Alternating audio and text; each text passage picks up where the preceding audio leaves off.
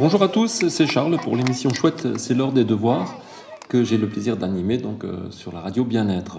Vous vous souvenez de l'histoire du petit dragon que je vous ai raconté la semaine dernière?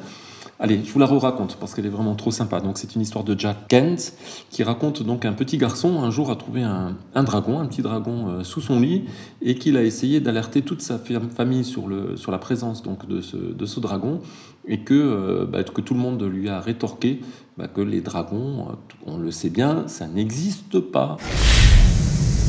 Pourtant, celui-là, il existait bien de dragons et donc notre petit garçon a commencé à le nourrir parce qu'un dragon, ça a faim. Le dragon a grandi, il n'y avait toujours personne pour le reconnaître et il a grandi, à tel point qu'un jour, il a, pour sortir de la maison, emporté la maison avec lui et de toute évidence, là, il a fallu que tout le monde le reconnaisse. Pourquoi est-ce que je vous avais raconté cette histoire et pourquoi je vous la re-raconte aujourd'hui? C'est parce que le moment des devoirs, ça peut être un petit peu comme un petit dragon qui arrive dans nos vies de famille. C'est-à-dire qu'au début, on n'y prête pas trop attention. Alors ce sont des petites difficultés, c'est des petits grincements, des petits freins à s'y mettre auxquels on ne prête pas attention donc, et qui, à force de ne pas retenir notre attention, peuvent grossir et finir par devenir une vraie galère et finir surtout par obscurcir et casser des relations qu'on a avec nos enfants. Voilà, donc c'est ce petit dragon des devoirs que j'aimerais essayer d'apprivoiser avec vous. Alors avant de revenir à ce moment des devoirs, je voulais vous parler un petit peu de la notion d'équilibre, parce que le thème d'aujourd'hui, c'est en fait comment est-ce qu'on peut essayer de résoudre les petites galères du quotidien avec créativité. Et voilà, et donc je voulais faire une petite parenthèse sur l'équilibre. En fait, si vous allez faire un tour aujourd'hui dans la presse, dans les librairies, vous allez trouver toute une foule de guides sur comment être un papa parfait, une maman parfaite, comment avoir une alimentation parfaite, comment avoir être un copain parfait, comment être un sportif parfait, comment on nous donne comme ça toute une série d'injonctions qui visent finalement l'équilibre, c'est-à-dire que c'est devenu la valeur, soyons équilibrés dans nos vies, et alors que je pense que c'est vraiment très très difficile, voire impossible. Dans notre société moderne, vu la masse d'informations qu'on reçoit tous les jours, vu la mobilité de tous, on se heurte sans arrêt les uns aux autres et il y a des univers comme ça qui s'entrecroisent, ce qui fait qu'on est un petit peu comme des boules de billard et qu'on est dans un chaos permanent dans lequel l'équilibre est un état difficile à préserver et je ne suis même pas certain que ce soit un objectif en soi.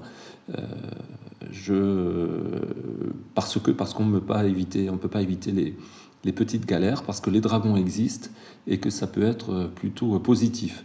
J'avais envie de citer une citation de Camus qui dit qu'il a vécu des tempêtes terrifiantes dans sa vie, mais qu'il a également eu en parallèle des moments de bonheur intense. Je crois que c'est peut-être plus intéressant que l'équilibre, c'est-à-dire qu'on ne peut pas arrêter la pluie, mais par contre on peut essayer de chanter sous la pluie, en essayant également de devenir un petit peu comme un culbuto. Vous savez, ces culbutos, c'est ces jouets pour enfants, ces poupées qui ont un fond arrondi et qui on peut donner des petites claques, qui vont presque se coucher, mais qui se redressent toujours. Donc ça, voilà, je préfère cette idée-là. Donc soyons des culbutos, y compris avec le moment des devoirs.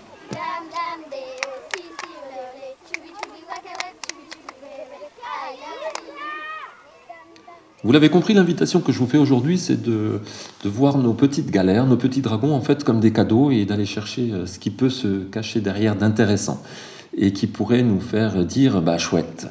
Alors avant de voir comment on peut tenter de s'y prendre, je voulais vous parler des émotions, sachant qu'on y reviendra aussi dans la suite des émissions. Alors vous savez que l'individu peut ressentir 4 émotions. Alors on va commencer par l'émotion la plus positive. La première émotion que nous pouvons ressentir est la joie. C'est une émotion qui se partage et qui nous fait faire la fête, parce que chaque émotion a une réponse adaptée. Ensuite, il y a une autre émotion qui est alors moins identifiée comme moins positive, c'est la colère. Et la réponse de la colère, c'est d'exprimer sa colère, c'est de pousser un cri, de marquer ses limites et de dire. Ensuite, c'est la tristesse. Alors là, on a besoin d'aller se cacher, d'aller se mettre sous sa couette, d'être consolé. Et puis, il y a également la peur qui demande soit de se protéger, soit alors de faire face. Donc, les événements nous provoquent des émotions, et d'ailleurs, c'est souvent avec ces émotions qu'on a un petit peu du mal à agir. On va prendre par exemple l'exemple d'un embouteillage. Vous êtes dans un embouteillage alors que vous êtes pressé, vous devez aller chercher vos enfants à la crèche, vous êtes attendu. Là, il y a deux possibilités, c'est-à-dire que soit vous pestez, vous klaxonnez, vous tempêtez, soit alors vous décidez de considérer ce moment comme un cadeau. Chouette, il y a un embouteillage, et chouette, je suis coincé dans ma voiture, en vous disant que peut-être l'univers a créé tout ce cirque et tout ce ralentissement pour que vous aussi vous ralentissiez et que vous vous accordiez un petit moment à vous, peut-être pour écouter de la musique, pour faire le point, pour penser à rien, pour chanter, pour crier, je vous le conseille, ça marche très bien, on peut crier, évacuer les émotions de la journée dans sa voiture parce qu'on a la chance d'être coincé dans un embouteillage. Voilà, donc une des premières clés déjà pour arriver à ce chouette, c'est de vivre ces moments de galère, ce moment des devoirs, comme une chance plutôt que comme un fardeau.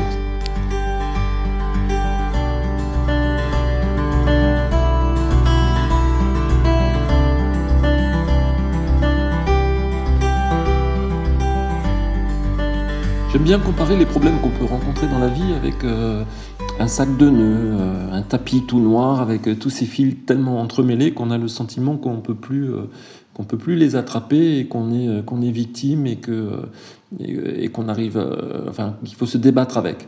Je suis persuadé que chaque tapis noir ou sac de nœuds, si on le regarde de près, a un petit fil de couleur qu'on peut tenter de tirer pour essayer de dénouer la situation compliquée. Et ce petit fil de couleur, on peut le reconnaître, on peut le trouver si on y est un petit peu attentif. Mais avant de vous parler de ce fil de couleur, de comment essayer de le trouver, je voulais vous raconter une anecdote que raconte Paul Watzlawick dans un de ses livres, puisqu'il a été, il a identifié, il a mis au point des techniques justement pour régler les problèmes avec créativité, en se positionnant de façon latérale par rapport aux problèmes. Et l'anecdote est la suivante, il s'agit d'un jeune couple qui est très amoureux et qui pourtant est au bord de la séparation. Alors pourquoi sont-ils au bord de la séparation ? Parce que les parents du garçon, qui est fils unique, viennent tous les week-ends chez eux, donc ils s'invitent chez eux, ils prennent le train, ils se déplacent, et remplis d'amour donc pour leur fils et leur belle-fille, ils font le ménage, ils font les courses, ils se rendent très utiles, et cela indispose très fortement la jeune femme. Voilà. Alors un peu plus tard dans la vie de couple, ça peut être appréciable d'avoir quelqu'un qui vient vous faire le ménage le week-end, mais pour eux ça ne le faisait pas, et donc cette jeune femme avait sommé son mari de demander à ses parents de ne plus venir.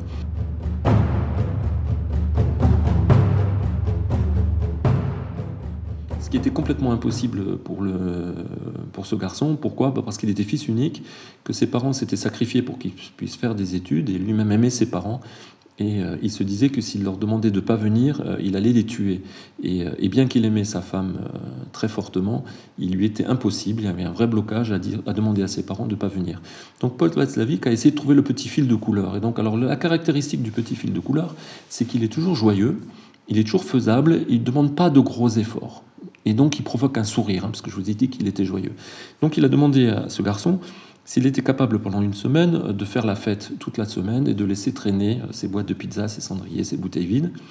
Ce garçon a répondu que oui, bien sûr, ça il pouvait le faire, puisque la seule chose qu'il ne pouvait pas faire, c'était de demander à ses parents de ne pas venir. Il a également demandé à la jeune femme de ne plus faire de repassage, de ne plus s'occuper du ménage pendant une semaine, ce qui est aussi très facile à faire finalement. Et puis il leur a aussi demandé, quand les parents seraient là le week-end suivant, de bien remplir le caddie au supermarché et puis de taper sur l'épaule de beau papa à la caisse pour lui dire d'un air entendu « c'est toi qui payes, bien sûr ». Alors vous devinez facilement la suite de l'histoire, c'est que c'est d'abord notre jeune couple s'est bien amusé à faire ça, et ils ont été complices finalement de nouveau.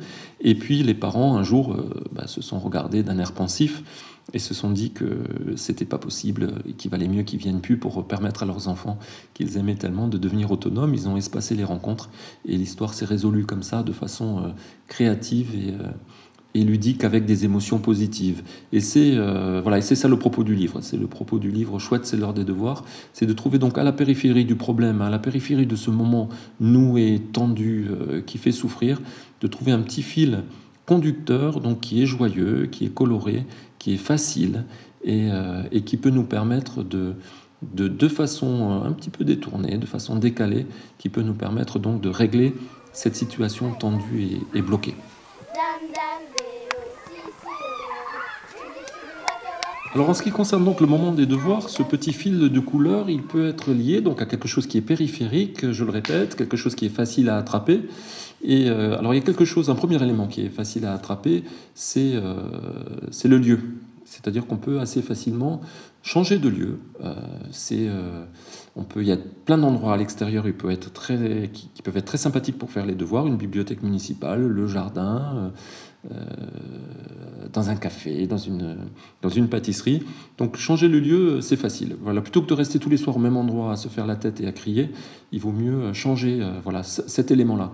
On peut aussi, tout en restant à l'intérieur de la maison, transformer sa maison, son appartement en un terrain d'exploration et puis aller essayer des lieux. Tiens, où est-ce qu'on est le mieux pour lire, où est-ce qu'on est le mieux pour faire ses devoirs, où est-ce qu'on est le mieux pour se raconter des histoires. C'est un autre fil de couleur pour tenter de régler le problème. On peut aussi, puisque je parle du lieu, jeter un drap par-dessus la table et aller se cacher dessous pour créer un endroit très intime. Mais je reviendrai aussi là sur toutes ces idées-là. Alors pour trouver le fil de couleur, c'est-à-dire comment on peut faire autrement, il y a un élément qui peut être important, c'est qu'avant on se pose un petit peu pour se demander finalement ce dragon, ce sac de nœuds, il est comment là? Il est comment mon dragon? Est-ce qu'il revient souvent? Qu'est-ce qui le provoque? Est-ce que j'en souffre? Est-ce que j'en souffre pas? Mais c'est intéressant aussi d'en parler avec son enfant, c'est-à-dire de lui demander comment il voit les choses, de lui demander s'il a lui aussi des fils de couleur en tête sur comment on pourrait faire autrement. C'est intéressant parce que en fait, notre objectif c'est de rendre nos enfants autonomes, mais l'autonomie c'est quoi? C'est d'être capable de faire des choix. Il est intéressant aussi de faire participer nos enfants à la recherche de ce petit fil de couleur, pour que ce ne soit pas toujours que le parent qui le tire. Il y a également donc au niveau des fils de couleur tout ce qui concerne l'ambiance. Vous savez qu'on est très sensible à l'ambiance et nos enfants le sont particulièrement. Et on peut, en jouant sur l'ambiance, sur des petites choses à la périphérie, changer complètement la coloration et la météo du moment des devoirs. Au niveau de l'apprentissage aussi, il y a énormément d'outils qui sont des outils très ludiques et très sympathiques qui permettent de changer la façon d'aborder les choses et de transformer donc ce moment qui est tendu en un moment où il y a un petit peu de respiration qui se passe. Donc mon invitation pour trouver le fil de couleur, c'est aussi de faire confiance à son intuition. C'est-à-dire que nous, les parents, on a beaucoup d'intuition par rapport à nos enfants. Je vous rappelle que le jour où ils sont nés, on a fait avec eux des pactes d'amour et ce serait vraiment trop dommage qu'on gâche ce pacte d'amour à cause de difficultés scolaires. Donc faire confiance à son intuition, ça peut aller jusqu'à ne pas les faire, les devoirs, ce qui va permettre de reconstruire autre chose, de retisser d'autres liens et peut-être y revenir plus tard avec plus d'efficacité et de bonheur. Voilà. Donc en fait, je vous propose de respirer un grand coup et puis de laisser la magie de l'amour qu'on a pour nos enfants et la magie de l'instant, essayer qu'il y ait d'autres choses qui se passent.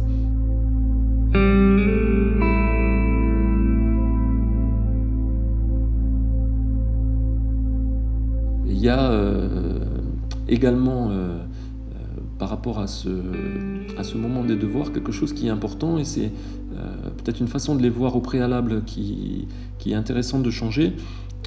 Souvent, quand une situation s'est reproduite et qu'elle a été problématique, on a tendance à se faire une auto-prophétie d'échec. C'est-à-dire, ça va de nouveau être comme ça, puisque ça fait longtemps que c'est comme ça, donc ça va de nouveau être comme ça.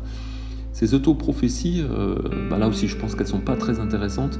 Il est plus intéressant de faire une auto-prophétie positive, c'est-à-dire ce soir ça va bien se passer. Puis notre cerveau, il paraît qu'il est un petit peu paresseux. À force qu'on lui dise que ça va bien se passer, il ne va pas vous contredire et il va faire en sorte qu'effectivement il y a des choses positives qui se mettent en place.